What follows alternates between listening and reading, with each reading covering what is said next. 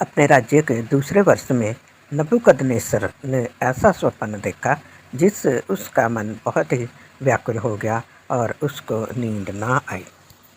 का अर्थ बताने वालों की जरूरत पड़ी।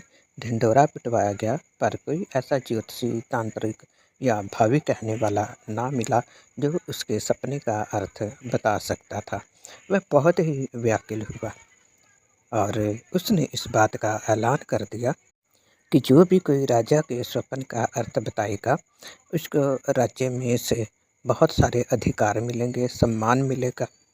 बाद जब नहीं मिले तो एक जगह से पता चला कि उसी के अपने ही महल के बीच में एक खुदा का बंदा है जो कि बहुत ज़्यादा खुदाप्रस्त है और वो सपनों के अर्थ बता सकता है।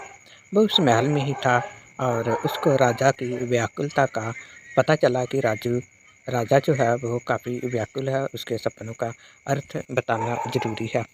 तो उसने खुद प्रार्थना की और प्रार्थना के बाद खुदा ने उस पर इस बात को जाहिर किया। उसने इसके स्वप्न का अर्थ बता दिया और वह स्वप्न का अर्थ पूरा हुआ। आगे इसके बारे में मैं पूरी तरीके के साथ आप लोगों को बताऊंगी। राजा बहुत ही ज़्यादा घमंडी था और वो चाहता था कि उसको फल समेत सपने का अर्थ बताया जाए, कि सपना भी दूसरा इंसान बताए और उसका मतलब भी और उसका फल भी दूसरा ही इंसान बताए। जितने भी ज्योतिषी, तांत्रिक, भविष्यवाणी करने वाले या भावी कहने वाले लोगों को उसने बुलाया था, उन सबको ही उसने यही जवाब दिया था कि तुम इस तरीके के साथ मेरे साथ, यानी कि सपना भी तुम ही बताओगे और उसका अर्थ भी तुम लोग ही बताओगे।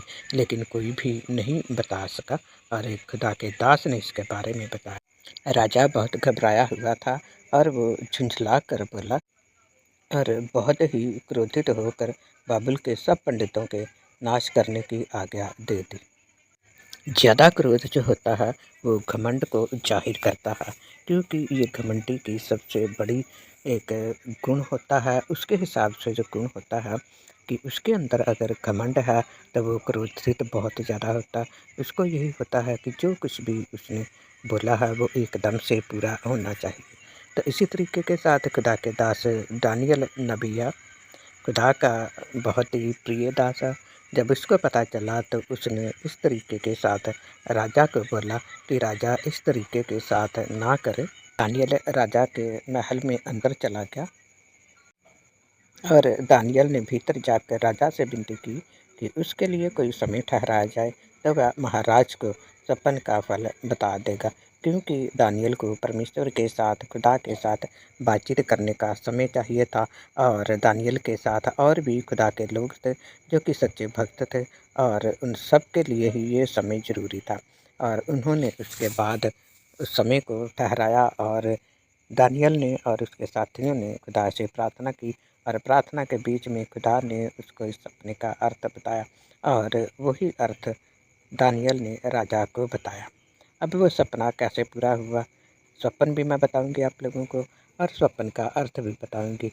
अब हम देखते हैं ये जो राजा था, जो दानियल ने जो कुछ कहा था वो सब पूरा हुआ यानी जाएगा। तो इसकी पूरी डिटेल जानने के लिए आप लोग मंगलवार को ज़रूर 2 बजे लाइव में जुड़िए और इस वीडियो को ज़्यादा से ज़्यादा शेयर कीजिए, लाइक कीजिए और सब्सक्राइब भी ज़रूर कीजिए। अगर आप लोग सपनों के अर्थ जानना चाहते हैं तो इस चैनल को लाइक, शेयर और सब्सक्राइब ज़रूर कीजिए और कमेंट भी ज़रूर कीजिए। God bless you.